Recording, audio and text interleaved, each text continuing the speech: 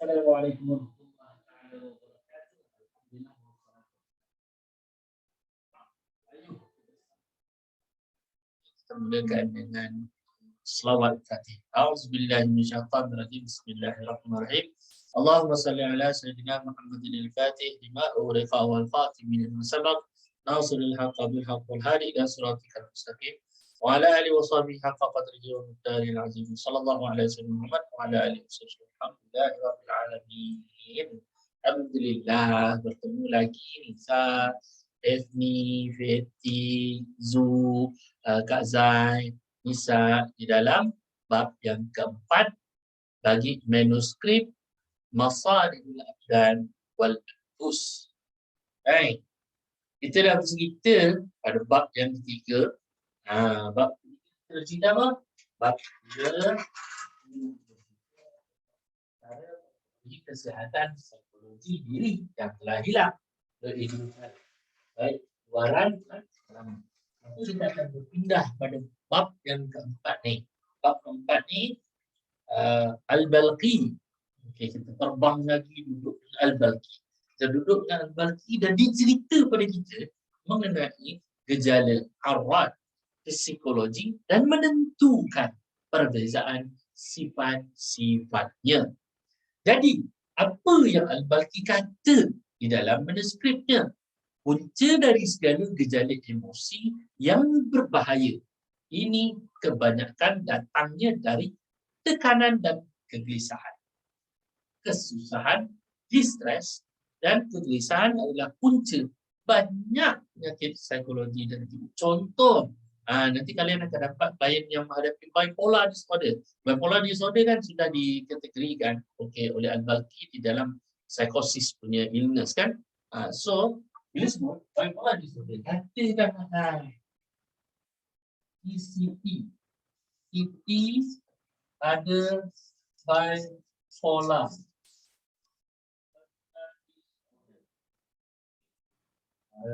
Kita tak nak cerita bipolar disorder ni apa benda semua. Tuan-tuan, rakan, coach kesihatan mental sekalian, boleh search, boleh carilah apa bipolar disorder tu.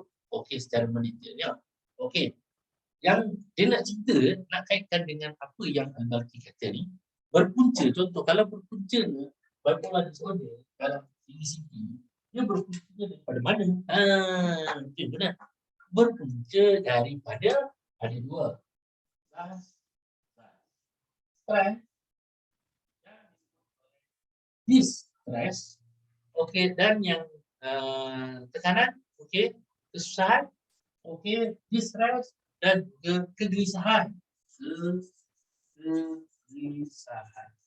Berpunca daripada dua ini, okey, berpunca dari inilah menyebabkan sifat pendapat bipolar disorder.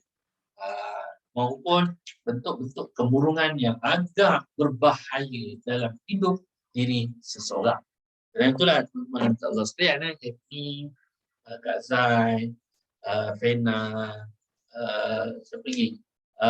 Feti, Furaida. Kalian akan dapat, kalian sebagai terapis dan coach kesihatan mental akan dapat klien yang jenis macam ni. Jenis ada gangguan emosi yang sangat tinggi dan sangat berbahaya. Ada yang sampai nak pelantangan, nak memiliki dan sebagainya. Namun, kita sebagai coach kesihatan mental maupun terapis, relax saja menerima klien itu kerana klien inginkan perkhidmatan profesional kita. Yang penting, pegang kata-kata Al-Balqi. Al-Balqi kata, ini berpunca daripada distress. Kegelisahan adalah punca kebanyakan penyakit psikologi dan jiwa. Fakta daripada Al-Balqi. Kemudian Al-Balqi kata apa lagi? Tengok sini.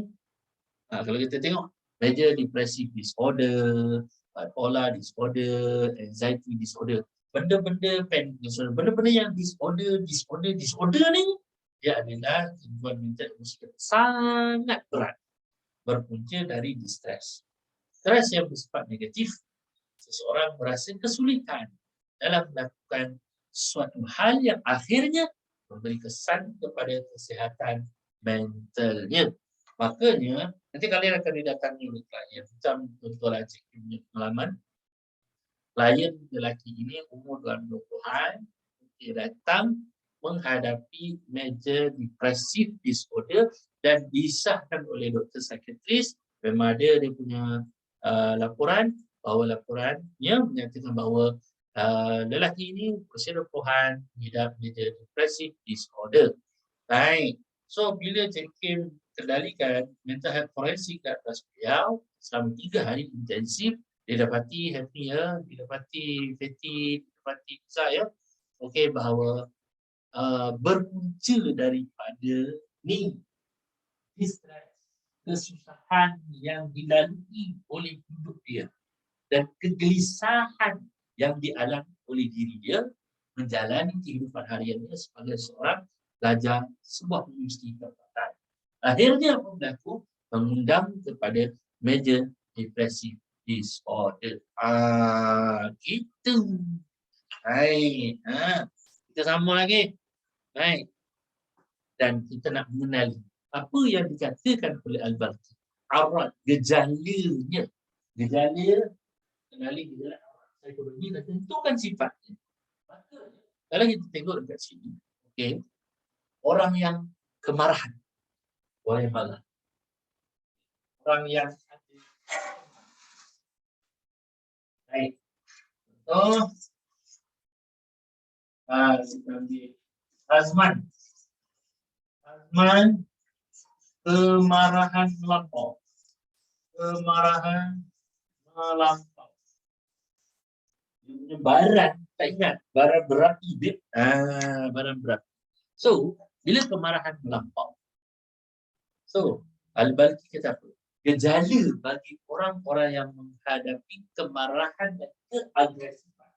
Kemarahan melampau, keagresifan. Agresif. Baik. Apa gejala yang ada? Gejalanya nombor 1.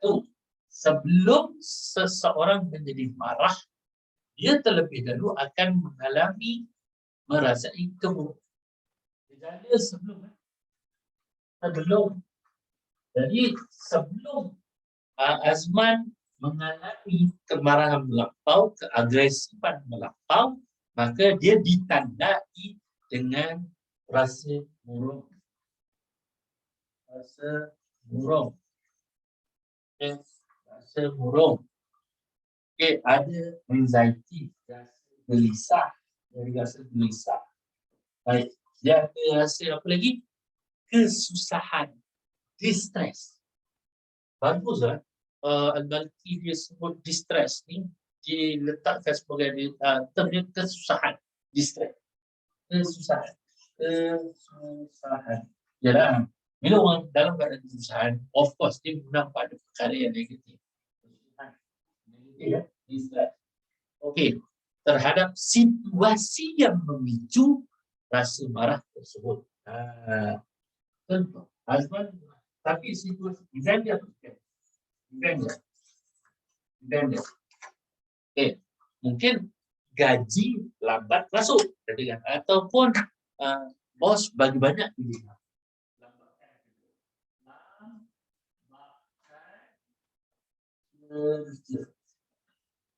Bila Azman menghadapi situasi lambatkan kerja yang ditekan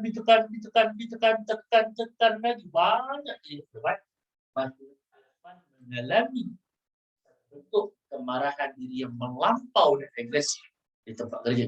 Namun sebelum dikeluarkan perasaan kemarahan, melampau keagresifan itu, harus diketahui bahawa kos kesihatan mental yang mengendalikan kes-kes seperti ini, harus diketahui gejala yang dihadapi oleh Azman. Gejala dia sebelum Azman rasa marah, agresif, sampai ada nak bunuh diri, sampai ada nak bunuh orang, contoh, di pejabatnya, maka dikenapas bahawa Azman sebelum mengalami kemarahan melampau, dia rasa apa? Pertama, rasa buruk. Kedua, rasa gelisah. Ketiga, rasa kesusahan, distress. Ini yang Al-Balqi sebut, bukan Cik Kim sebut. Al-Balqi dalam manuskrip abad ke-9, Masalihul Abdan wal Anfus, dia ada cerita bab ni. Baik. So, Daphne mungkin tanya, Liza mungkin tanya, mungkin Fena pun mungkin bertanya pada Cik Kim. Jadi tindak balas tubuh dan jiwa Azman ni macam mana? Ini dia akan bertindak balas. Okey. Tubuh jiwa Azman ni macam mana? Tubuh jiwa Azman ni macam mana? Soalan yang bagus. Baik. Jadi apa berlaku? Tubuh dan jiwa dia diri gemuruh. Peningkatan terhadap apa? Aliran darah dia. Kemudian percakapan jadi tak jelas. Orang marah dalam keagresipan dan kemarahan yang melampau, maka percakapan jadi tak jelas.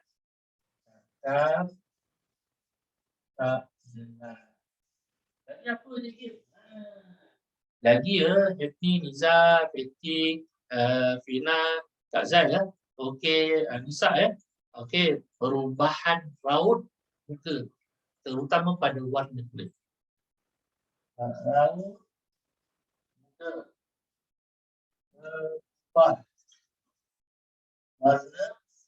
warna kulitnya juga berubah. Warna kulit, warna merah, menyala, naik. Dan peningkatan suhu badan. Suhu badan pun meningkat.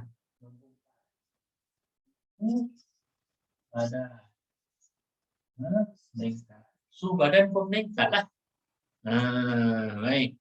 So, bila suhu badan seorang meningkat, menyebabkan seseorang melakukan tindakan luar itu yang tumbuk, nak tendang, nak sepak, kalau boleh nak hantuk, gitulah kan. So, dan dalam kes yang ekstrim, orang-orang yang kemarahan melampau ni, barang berapi melampau, maka ianya terlihat seperti orang gila. Ini Al-Balqi sudah sebut dalam manuskripnya Masalihul Abdan wal Anfus pada bab yang keempat, mengenali arat psikologi manusia dan menentukan sifat-sifatnya. Clear setakat ni? Bagus. Good. Cakap ya. Supaya kalian dapat ilmu pada daurah Al-Balqi edisi Ramadan 1443 Hijrah bersama Cik Imperial Consultancy. Alhamdulillah. Baik. Clear bab anger. Maka dalam Islam ada doa nak mengurus kemarahan diri. Apa doa dia? Bismillahirrahmanirrahim. Allahumma gfirli dhambi wadhib ghaidha qalbi wa ajirni minasyaitanir rajim.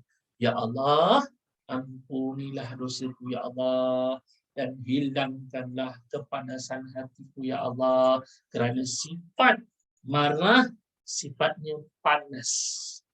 Dan ianya kepanasan itu berada di dalam hati.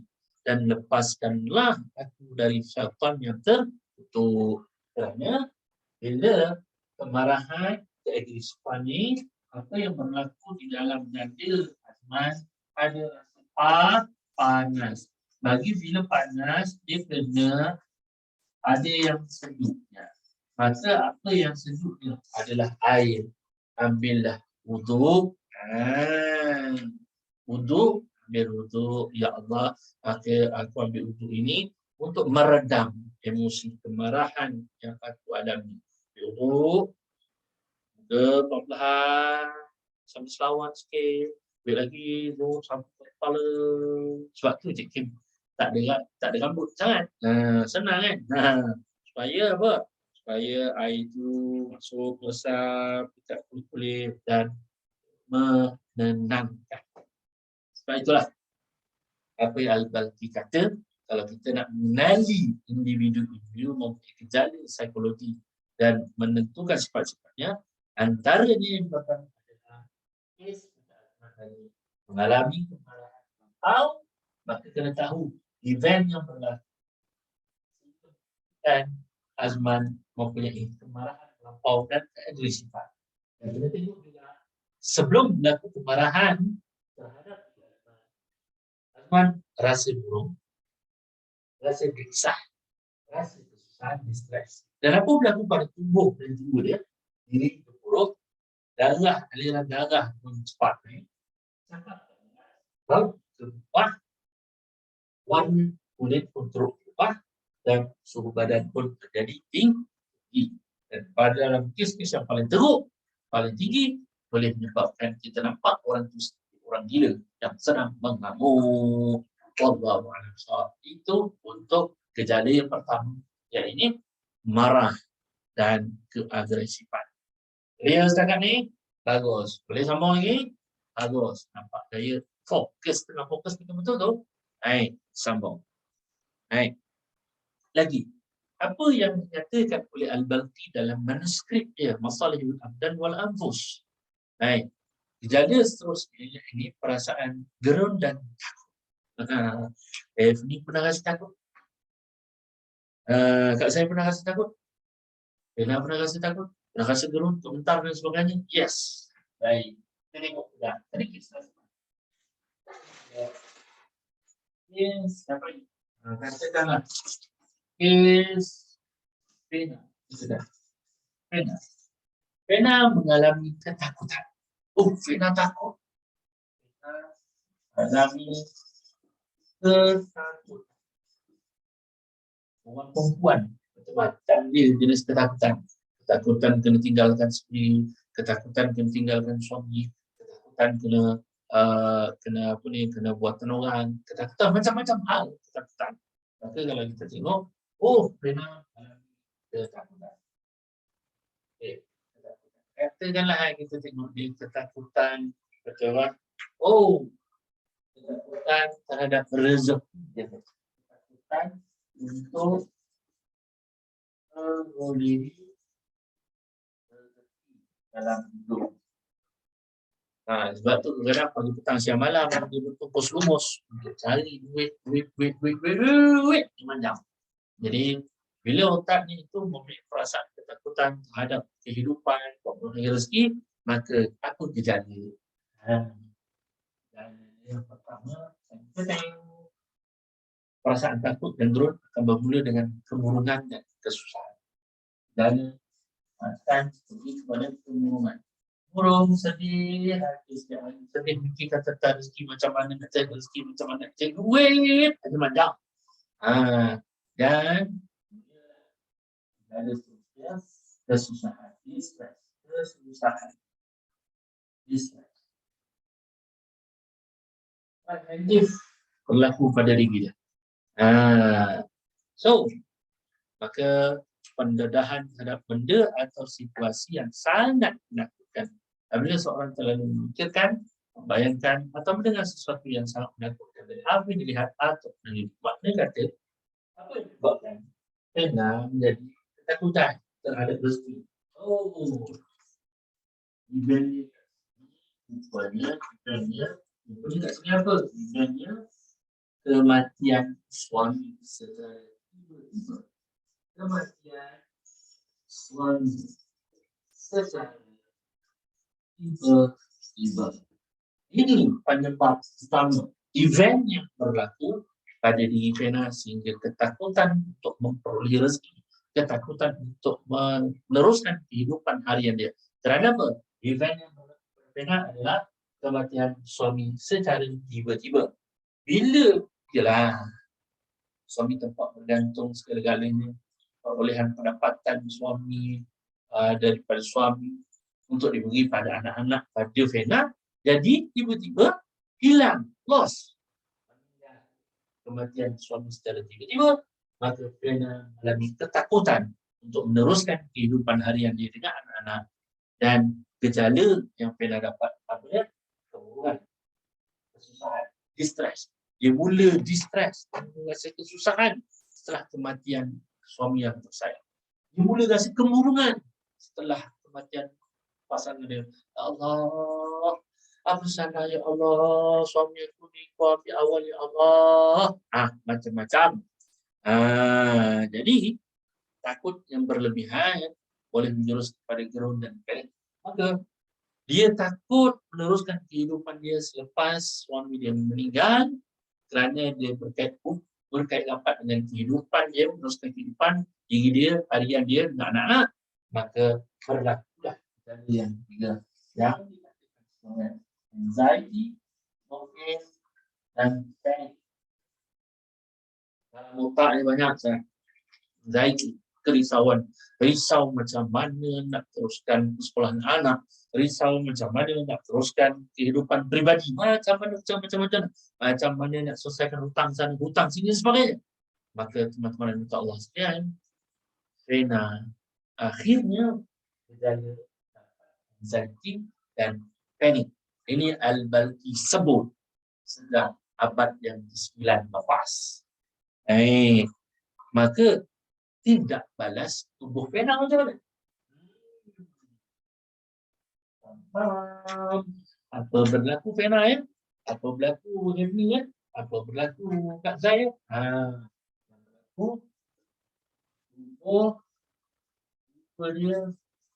Apa dia rasa? Apa yang dia rasa? Pertama, apa dia rasa?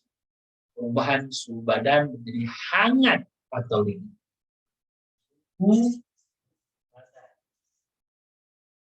Hangat atau dingin.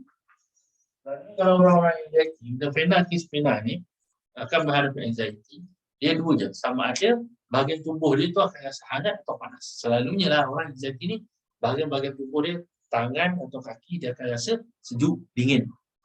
Kemudian apa berlaku? Pengherotan pada ekspresi wajah. Herot sikit. Dia rasa. Gitu. Pengherotan pada ekspresi wajah. Ekspresi wajah. Herot. Okay. Berlaku pula nombor 3. Okey, nombor 3. Seseorang itu boleh kelihatan kekuningan disebabkan aliran darah yang deras pada permukaan badan dan organ dalam. Orang yang mengalami perasaan dalam macam nangis, kematian suami secara tiba-tiba. Mengalami ketakutan untuk meneruskan kehidupan dia. Bisa-bisa kehidupan. Okey. Dan mengundang gejala pada negara, kemurungan, kesusahan, distres, kesusahan untuk meneruskan kehidupan harian dia. Dan dia merasa anxiety dan panik untuk meneruskan kehidupan diri dia bersama anak-anak. Jadi tubuh dan jiwa Fena merasa apa? Suhu badan jadi hangat dan ada kala dingin. Kemudian ekspresi wajah jadi herot. Okay. Kemudian apa berlaku? Berlakunya kelihatan kekuningan disebabkan aliran darah yang deras pada permukaan badan dan organ dalaman. Organ dalaman dia pun jadi tak seimbang. Organ dalam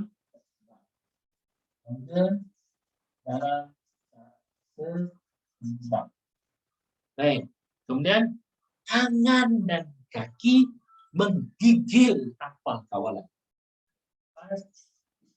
Tangan, kaki, menggigil tanpa kawalan. Seseorang akan kehilangan kebolehan untuk berfikir secara waras dan inilah gejala arat psikologi, khususnya orang yang menghadapi perasaan keruh, takut, seperti kes Fena, takutan untuk meneruskan kehidupan, memperolehi rezekinya. Kerana apa?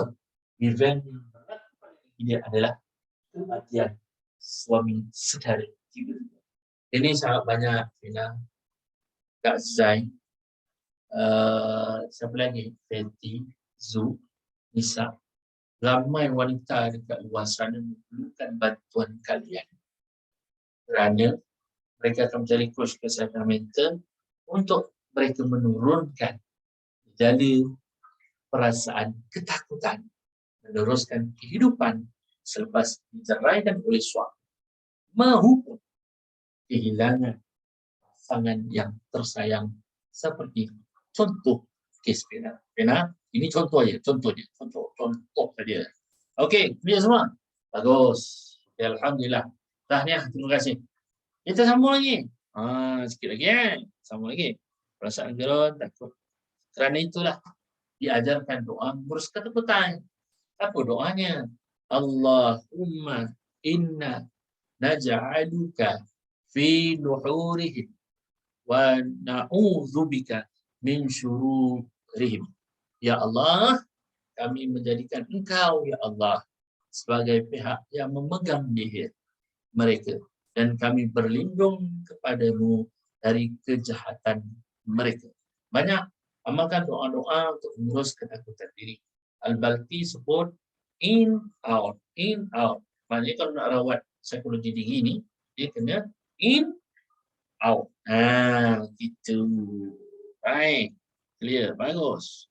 Dan seterusnya, ini memang sangat popular dah dekat Malaysia kan. Ramai sangat, Cik Tim, saya burung. Coach, hati-hati saya burung. Tapi persoalannya macam mana anda tahu anda burung? Oh, saya dah bila saya burung ni, bila saya tengok Google, pakcik Google, bukanlah orang yang pakar menceritakan kalian ni berada dalam keadaan kemurungan. Siapa orang pakar? Ada 4 orang pakar yang boleh membantu anda kalau anda rasa anda ingin menghilangkan sadness dan depression. Pertama, anda boleh jumpa psikiatris. Ingat bila sebut psikiatris, para pendengar yang Allah sekalian, khususnya para terapis yang dibimbing oleh cikgu konsultansi, bila sebut psikiatris bukanlah untuk orang gila, tak. Psikiatris adalah untuk membantu memulih kembali jiwa-jiwa kita, mental emosi kita dengan baik. Tak perlu takut dengan psikiatris. Itu nombor 1. Kalau ada gangguan mental emosi, pergi jumpa orang kedua, kaunselor. Kita ada kaunselor kesihatan mental atau related dengan isu kesihatan mental. Kaunselor berdaftar. Nombor 3, kita ada apa lagi? Psikologis. Pergi ke psikologis klinikal untuk dibantu. Dan yang keempat, others. Others ni apa? Others ni kita ada perubatan Islam. Kita ada siapa lagi? Kita ada terapis kesihatan mental. Okey, kita ada terapis-terapis yang berkaitan dengan mind, body and soul. Boleh bertemu pakar ni. Dan mereka ni memberikan khidmatan yang profesional kepada kalian. Rajin cari. Kerana punya sadness dan depression. Kita ambil satu kes. Kes yang kita handle seorang yang nama ni Lisa, Kak Zain, Zoom okey, dan rakan-rakan terapis Muslim Terapis Network sekian. Baik, untuk kes seorang wanita usia 60 tahun. Apa kes wanita ni? Kes wanita ni kematian anak OKU COVID. Dalam kes ni, kes real. Baik.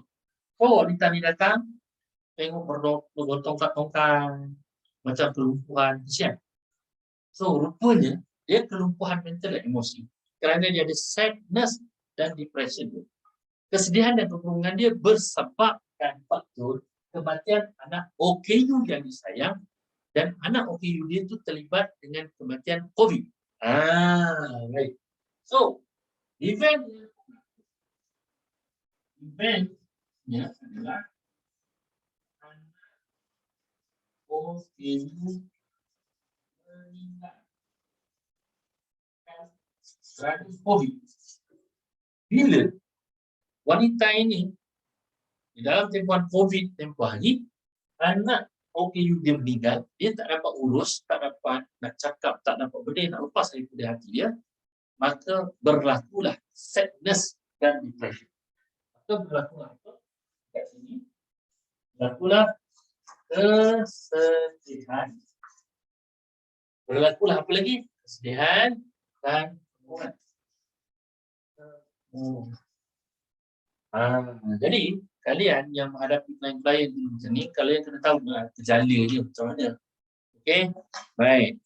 Okey, selalunya orang-orang kemurungan ni, sadness, kesedihan yang berpanjangan ni kurang-kurang 2 minggu.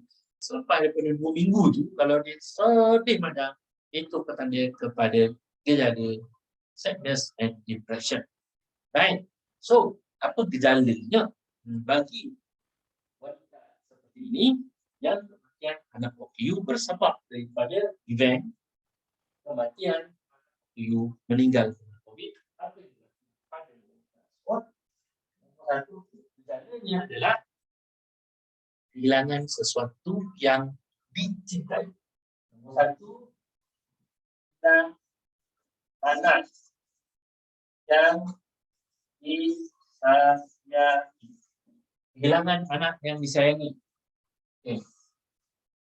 Kemudian nombor dua, kehilangan itu sebenarnya mendatangkan rasa sedih dan bersedih. Dia rasa kesedihan, rasa kedukacitaan.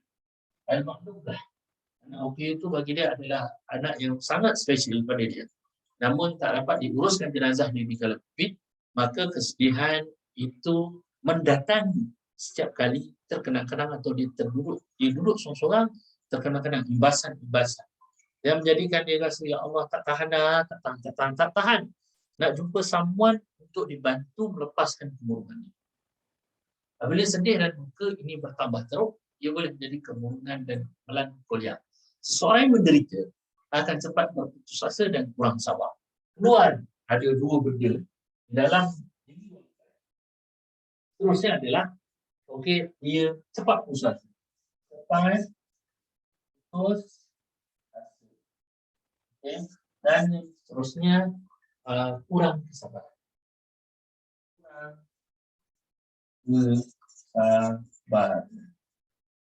Baik, ini ya. Niza, Kak Zai, Betty, siapa lagi? Zul. Anda kena tahu, bila berdepan dengan isu-isu yang sadness dan depression ni, inilah gejala-gejala yang boleh dialami oleh individu yang menghadapi sadness dan depression. Ini dah. Baik. Clear sekarang ni? Bagus. Good. Kalau nak tanya apa-apa nanti. Kemudian. Okey. Maka tindak balas tubuh. Ini macam mana?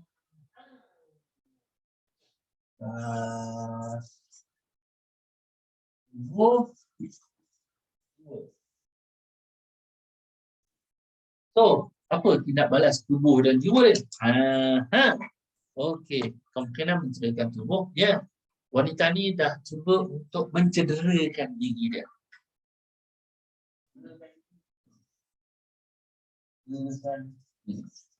Cederakan diri ni bukan hanya cuba nak potong-potong dia punya tangan tu.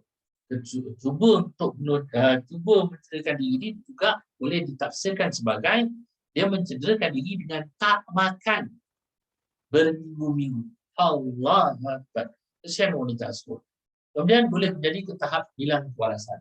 Ada waktu, dia kalau duduk seorang-seorang, otak dia, minda dia, perasaan dia hilang. Lost. Sampai dia kata, saya hilang kewarasan. Kewarasan. Ada waktu dia kata, saya tak mandi pun. Ada waktu saya rasa macam mandi. Sebenarnya tak mandi. Dan kehilangan minat untuk menikmati keseluruhan. Hilang minat. Hidup. Hidup. Hilang. Hobi dia pun hilang. Baik. Sebab itulah para terapis, coach kesihatan mental sekalian, kalian perlu tahu bila nak menghadapi individu klien yang ada sadness dan depression, kenal pasti gejalanya dulu, seperti Al-Balqi kata, gejalanya apa, kemudian kena tengok dia punya tindak balas. Gejala dan tindak balas ni macam mana? Balas pada tubuh dan jiwa klien tersebut. Kalau kita nak cerita sadness ni dan depression memang bidang kepakaran saya. Kalau nak cerita benda ni, 3-4 hari tak habis. Sangat panjang dan sangat hebat. Baik, okey. Apapun, inilah yang dikatakan oleh Abu Zaid Al-Balqi dalam manuskrip Masalihil Abdan wal Anfus pada abad ke-9 bahawa dia sudah mendeskripsikan gejala-gejala orang yang terkena sadness dan depression. Baik. Sebab itulah dalam Islam ada doa dia untuk menghilangkan kesedihan. Bismillahirrahmanirrahim. Allahumma inni a'udzubika minal hammi wal hazan wa a'udzu bika minal ajzi wal kasal, wa a'udzu bika minal jubni wal bukhl, wa a'udzu bika min ghalabati daini wa qahri rijal. Qahri. Ya Allah, sesungguhnya aku berlindung kepadamu dari kesusahan dan kesedihan, dan aku berlindung kepadamu dari kelemahan dan kemalasan, dan aku berlindung kepadamu dari ketakutan dan kebakhilan, dan aku berlindung kepadamu dari lilitan hutang dan penindasan orang. Inilah dia doa agar hilang kesedihan. Maknanya kata coach kesihatan mental dan juga terapis kena educate, kena berilah kepada klien kena handle kes-kes gangguan mental emosi, bagikan juga doa-doa yang boleh menghilangkan kesedihan dan kemurungan yang dihadapi oleh klien anda. Understand what I mean, Hapni? Ya, bagus. Faham Kak Zai? Zul, Nisa dengan Niza dengan yang lain-lain? Bagus, good. Okay, Fatih. Tahniah. Baik, kita teruskan sikit lagi. Gejala yang seterusnya. Al-Balqi pada abad ke-9 sudah cerita dah. Dia boleh pergi pada pendetailan gejala tentang ini pun penyakit yang memang orang Malaysia memang start sekali dekat Google. Apa dia? OCD, Obsessive Compulsive Disorder. Ini bawa satu seorang klien wanita, baik wanita juga lagi. Habis perempuan tak ada, lelaki ada. Ada. Jika ambil lelaki ni lah. Baik. Orang lelaki. Lelaki usia 20-an.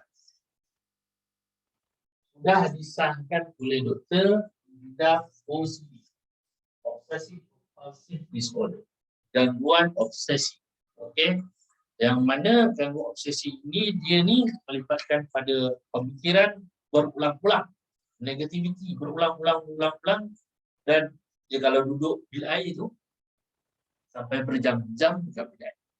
Dan kalau dia solat dia 1 jam solat. Oh, pasti. Baik. Rupanya bila kita tengok di forensik kesihatan mental, lelaki usia 20-an yang dia OCD ni, dia mengalami satu fasa. Event dia adalah telah diterima oleh ibunya seorang yang sangat bersih,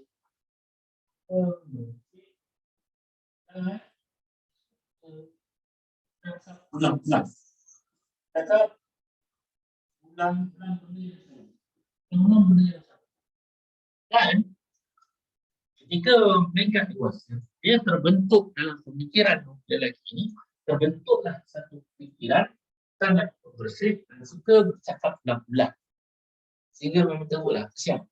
Mungkin dalam usia 20-an ni, dia datang di projek camp dalam keadaan segabai, rambut, berserak, muka tak jadi muka orang ni. Jadi tangan dia boleh tengok Allah.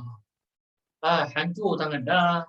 Okey, sebab asyik ni nak dalam COVID asyik bersih dia. Okey. Jadi tak terurus. Maka apa gejala yang ada pada lelaki ni? Berdasarkan pengamatan sikit, gejala pertama dia apa gejala? Gejala dia adalah capan tak clear. Apa dia cakap? Dia tak tahu apa dia cakap. Baik. Kemudian ada bisikan dalam otak dia. Bisikan supaya dia bersih. Dan dalam otak untuk jadi orang pembersih melampau. Ketiga, dan sering berfikir ulang-ulang. Penat sampai tak boleh tidur malam. Jadi teman-teman Allah sekalian, jadi bila cikgu tanya detail dalam forensik kesihatan mental, dan inilah tidak balas tubuh jiwa beliau, tidak balas. Ini tubuh apa tidak balas? Tubuh dan jiwa dia tidak balas, dan tubuh jiwa dia itu ketegangan kepala, stres sangat kepala, stres. Kita selalu rasa migraine, selalu rasa migraine. Tiga, apa lagi? Nombor 3, sakit perut. Sakit perut. Tapi tak tahu apa sakit perut itu semua. Jumpa doktor kata okey, awak tak ada sakit perut pun, tapi dirasa tekanan darah meningkat, tangan sejuk, jantung berdebar. Inilah tidak balas tubuh dan jiwa yang seperti mana kes lelaki usia 20 hari yang mengidap OCD dia berpunca dari ibunya seorang sangat pembersih dan suka cakap ulang-ulang tentang kebersihan, menjangkit kepada lelaki yang usia 20 hari dan ditandai dengan gejala apa? Anak ini ada gejala ucapan tak clear, berterabur-terabur, bisikan dalam otak sentiasa berbisik untuk menjadi seorang pembersih yang terlampau bersih. Ketiga, sering berfikir berulang-ulang. Apa berlaku pada tubuh dan jiwa dia? Stres di kepala, lalu rasa nak migrain aja, sakit perut, kemudian tekanan darah dia meningkat usia 20 tahun. Ini usia 20 tahun Niza, usia 20 tahun Betty, usia 20 tahun Zain, Zu, Inisa, dah ada dah tekanan darah tinggi yang meningkat melambung-lambung. Lepas tu tangan dia sejuk, jantung kerap berdebar ekstra daripada biasa. Okay. Dan gejala serta tidak balas tubuh dan jiwa inilah yang dititipkan di dalam manuskrip Masalihul Abdan wal Anfus oleh Abu Zaid Al-Balqi. Maka benda yang Abu Zaid Al-Balqi sebut di dalam manuskrip dia ini related, ada hubung kait dengan apa yang berlaku pada masa kini. Faham? Faham? Bagus. Jadi memang kena jumpa orang pakar lah. Macam ni, pakar hipnoterapis. Macam Niza kaunselor yang merangkap hipnoterapis. Siapa lagi? Feti, coach kesihatan mental. Siapa lagi? Zu, coach kesihatan mental. Siapa lagi? Kak Zain, coach kesihatan mental. Dan beberapa orang lagi yang saya nama tak sebut. Mereka ini terapis profesional yang boleh membantu individu berada di luar sana untuk menghadapi gejala-gejala daripada aspek psychological part. Ramai yang tak boleh tidur lah ni. Nisa ramai ni. Bayangkan 11 juta rakyat Malaysia sakit tidak boleh tidur.